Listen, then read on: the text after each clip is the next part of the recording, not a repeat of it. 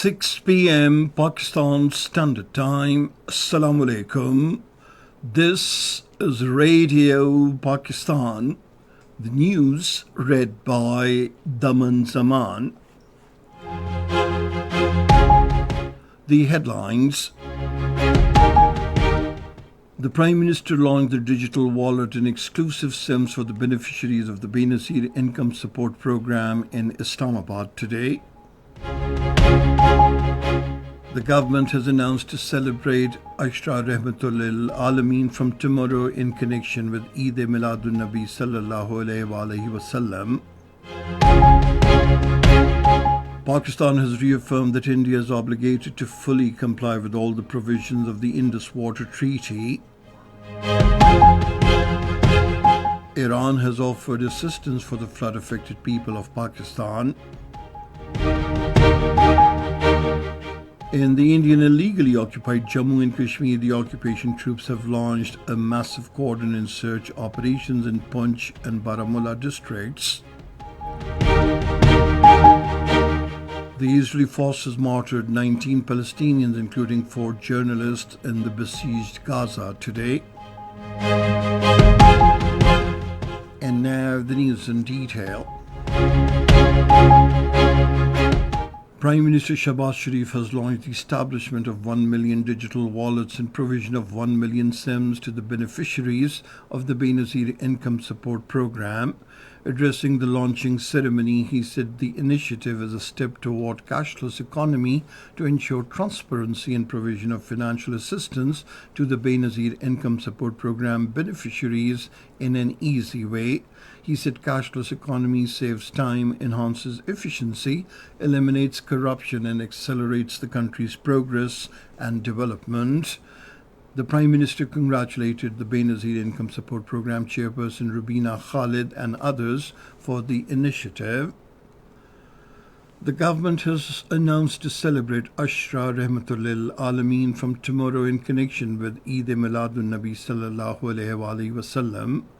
This was announced by the Minister for Religious Affairs Sardar Muhammad Yusuf while addressing a news conference in Islamabad today.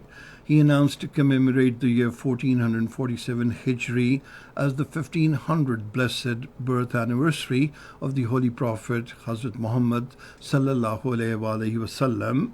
The minister highlighted that the 50th edition of the International Sirat al-Nabi Conference will serve as the centerpiece of the celebrations. Iran has offered assistance for the flood-affected people of Pakistan. The offer was made by the Iranian Interior Minister Sikandar Momini during a telephonic conversation with the Interior Minister Mohsen Naqvi. The Iranian Interior Minister said Pakistan is a brotherly neighboring country and that they are ready to provide every kind of assistance in this time of trial. He also expressed grief and sorrow over the loss of precious lives due to the torrential rains and floods in Pakistan, particularly in Khyber Pakhtunkhwa and Gilgit-Baltistan. Sikandar Momini said Iran stands shoulder to shoulder with the people of Pakistan. The Pakistan Army is continuing relief operations in the flood-affected areas of Khyber Pakhtunkhwa. Army relief teams distributed ration, food items and other essential supplies to the flood victims in Bunair and Shangla. Pakistan Army's medical teams also provided medical treatment to the affected people.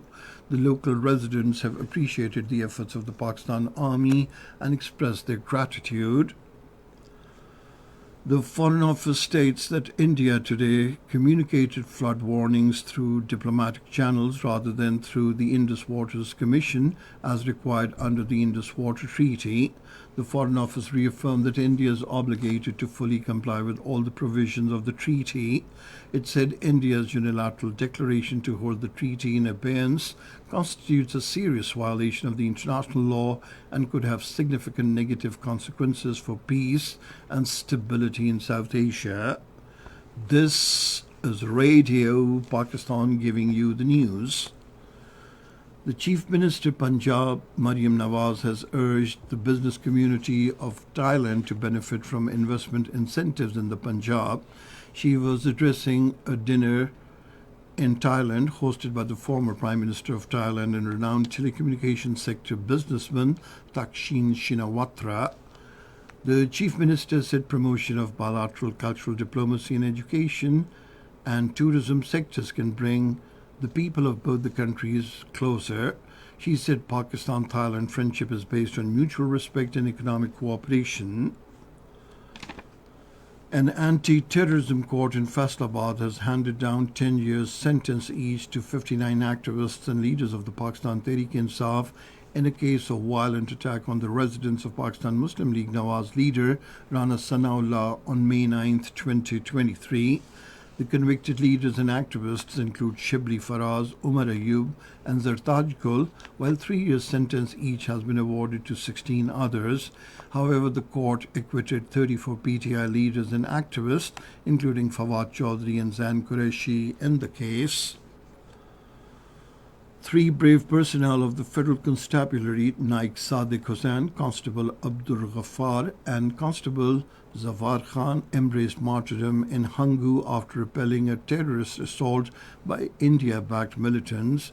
The Interior Minister Mohsin Naqvi, along with the Chief Minister Khyber Pakhtunkhwa, Ali Amin Gandapur, attended the funeral prayers in Peshawar.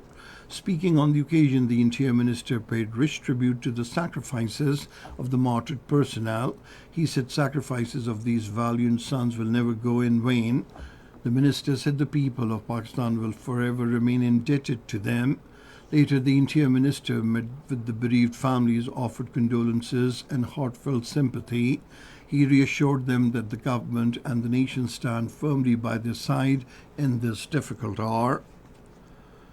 In the Indian illegally occupied Jammu and Kashmir, the occupation troops have launched massive cordon and search operations in Poonch and Baramulla districts. According to Kashmir Media Service, the troops conducted house-to-house searches, harassed the civilians, and subjected inmates to torture. The authorities attempted to justify the operations on the pretext of sighting half a dozen drones in these areas. Meanwhile, in Srinagar, the People's Democratic Party, led by its president, Mehbooba Mufti, held a protest demonstration calling for the return of the Kashmiri prisoners lodged in jails outside the occupied territory. In Washington, thousands staged a massive protest outside the Indian embassy, demanding the immediate release of illegally jailed Kashmiri leader Mohammad Yasin Malik and other political prisoners. Speakers warned that the New Delhi government was plotting Malik's execution for speaking the truth about Kashmiri's inalienable right to self-determination. The Israeli forces in their unabated strikes martyred 19 Palestinians, including 4 journalists, in the besieged Gaza today. The journalists were martyred in an attack on a hospital.